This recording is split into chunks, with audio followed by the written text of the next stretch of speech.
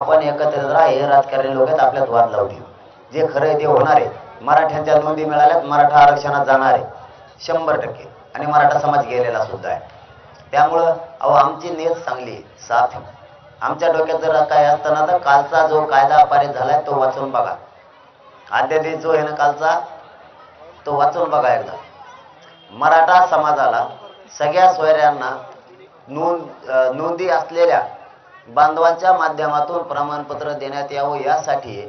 तरीही त्या ठिकाणी सगळ्या ओबीसी बांधवांना सुद्धा त्यांचे जर कोणी सोयरे राहिले तर त्यांनाही मिळावं. म्हणजे कायदा दोन्हीसाठी पण आहे. कालचा आंदोलन आम्ही केलं, फायदा आमचा व्हायला पाहिजे.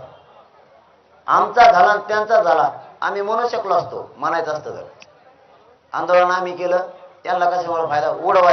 उडवा पहिलं इथून, यांचं ठेवू नका याच्यात. आमची नियत जर खराब असते तर आम्ही उलट म्हणलं आमच्या लेकरात चांगलं होतंय हो द्या ना त्यांच्या. पण त्यांच्या जर एखाद्या स्वाऱ्याकडे नसत तर त्यांच्या नोंदीच्या आधारावर ते जुने त्यांचे नोंदी आहेत त्यांच्या आधारावर तो पण घेईन ना.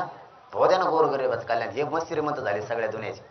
आमची नियत खराब नाहीये सामान्य ओबीसी बांधवांसाठी. यांची आमच्या सामान्य मराठीसाठी आहे. लागलाच बडबड करायला पुन्हा काही होणार नाही त्याच्या जिनी. याचा अर्थ असा आहे ह्यो कायदा पक्का आहे. तो जितकं वळवळ करीन तितकं समजायचं इकडे ह्यो कायदा पक्का आहे.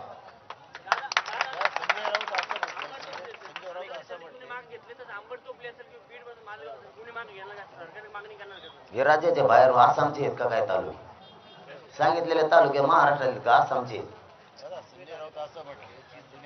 आंतरवालीसह राज्य म्हणल्यावर हे राज्यातलेच आहेत ना.